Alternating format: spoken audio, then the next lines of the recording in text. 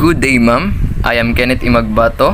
Today, I will be sharing to you my annotation of the poem entitled Sagada Steals in a Floating World by Marjorie Ivasco with reference to the report of Rainiel Madolio, Teaching Grammar and Style, and Rochelle Alido, which is about sound, style, and onomatopoeia.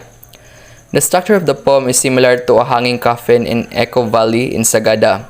Similar with the hanging coffin, it is unstructured yet remains balanced, making it unique and beautiful just like the Sagada and allowing people to remember it initially due to its unique and creative structure. As I was reading through the poem, here are some of the things I have observed. First, we have the graphological deviation which pertains to the pattern or structure of a piece. Here in my annotation, the color brown lines are indicators of how you read the poem. The poem structure, as what I have mentioned earlier, is similar with the hanging coffin in the Echo Valley of Sagada. Additionally, it does not follow the conventional structure of a poem. For us to further know how it's read, allow me to read it to you. If with images, I could catch on photographic film a likeness of you in Sagada, I would have to sit 1,000 years with a master of austere lightmosphere to learn the process of rendering silence. If with words, you could catch on silk paper a likeness of me in Sagada, you would have to sit 1,000 years with a master of austere measure shikibu to learn the process of staining sound.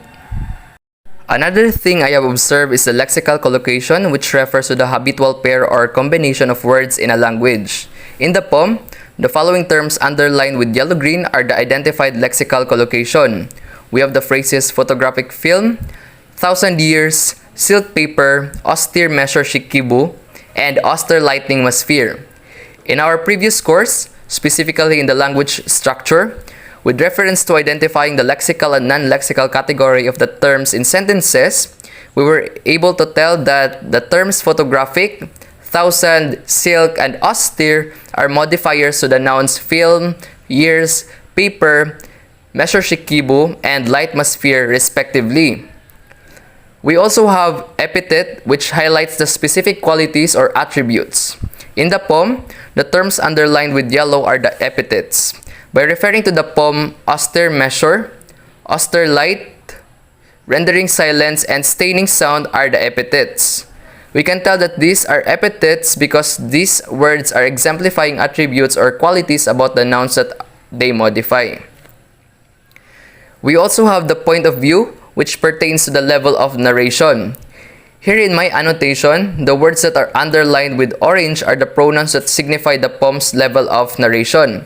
In the poem, the level of narration present were just first and second person narration. First person narration is signified by the use of pronouns I and me. Second person pronoun is signified with the use of the pronoun you. Lastly, the poem also exemplifies style variation, specifically imagery such as the words silence and sound, which is underlined with the color blue. The terms silence and sound are imagery because the moment we hear these words, they appear in our senses. Although there are portions in the annotations that share the same color corresponding to certain elements or categories, we have to remember that these terms that we underline can be classified or categorized either through smaller or larger sections, may that be by words or by phrases. That would be all. Thank you for listening.